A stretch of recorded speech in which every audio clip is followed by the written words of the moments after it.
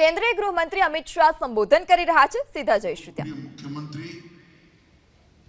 શ્રીમાન ભૂપેન્દ્રભાઈ પટેલ, ગુજરાત રાજ્યના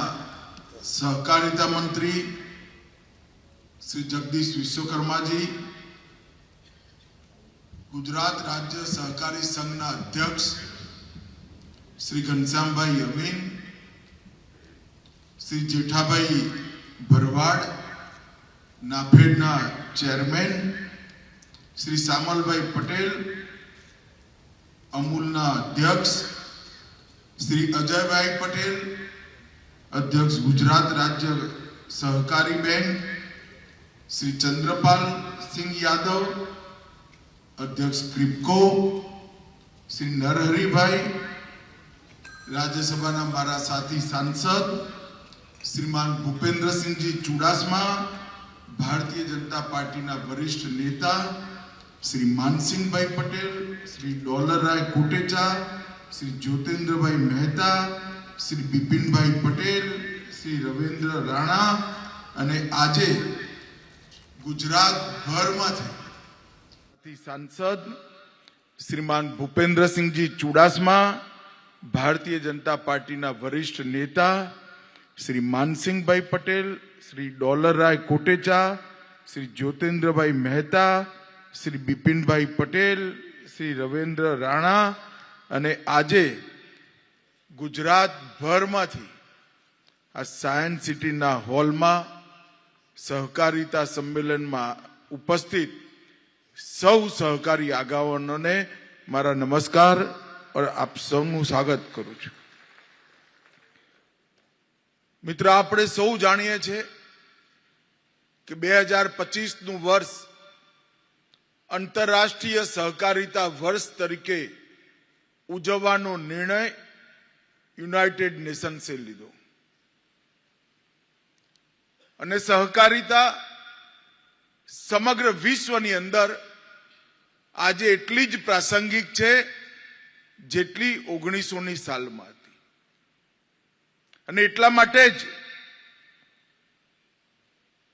સહકારિતા વર્ષની શરૂઆત ભારતમાં કરવાનો નિર્ણય થયો, કારણ કે 2021થી મોદી સાહેબના નેતૃત્વમાં ભારતમાં સહકારી આંદોલનને પુનર્જીવિત કરવાનો એક બહુ મોટો પ્રયાસ અહીંયા થયો અને એનું અનુમોદન કરવા માટે ભારતની અંદર સહકારિતા વર્ષની શરૂઆત કરવાનો નિર્ણય કર્યો। દિલ્હીમાં કાર્યક્રમ થયો હતો, તમારામાંથી ઘણા બધા સહકારી આગેવાનો ઉપસ્થિત પણ હશે। દેશના વડાપ્રધાન નરેન્દ્રભાઈએ એ કાર્યક્રમનું ઉદ્ઘાટન કર્યું અને સહકારથી સમૃદ્ધિ અને વિકસિત ભારતમાં સહકારિતાની ભૂમિકા એ બંને સૂત્રો એમને દેશના સહકારી નેતાઓની સામે રાખ્યા। એના અંતર્ગત જ આજે ગુજરાતની અંદર આ સહકારિતા સંમેલનનું આયોજન થયું છે। મિત્રો, આગળના વક્તાઓએ 21 થી લઈ 25 સુધી સહકારી ક્ષેત્રમાં જે બદલાવ થયા, જે પરિવર્તનો થયા એની વાત તમારી સામે મૂકી છે, પરંતુ આ પરિવર્તનો નીચે સુધી ના પહોંચાડીએ, આ પરિવર્તનો પેક્સ અને પેક્સના મેમ્બર અને ખેડૂત સુધી ના પહોંચે તો આ પરિવર્તનો પણ સહકારી ક્ષેત્રને મજબૂત નહીં કરી શકે અને એટલા માટે આપણા માટે ખૂબ જરૂરી છે કે સહકારી સંસ્થાઓને જો આગળ વધારવી હોય તો ચાહે પેક્સ હોય,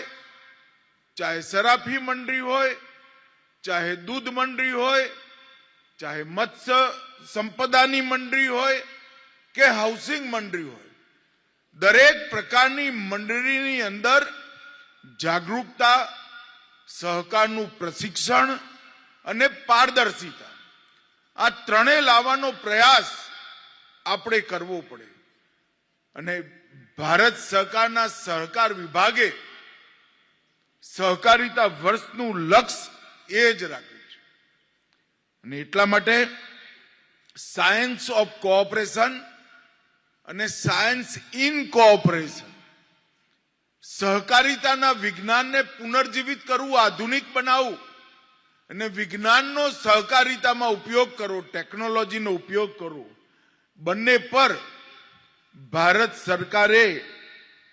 ભાર મૂક્યો છે.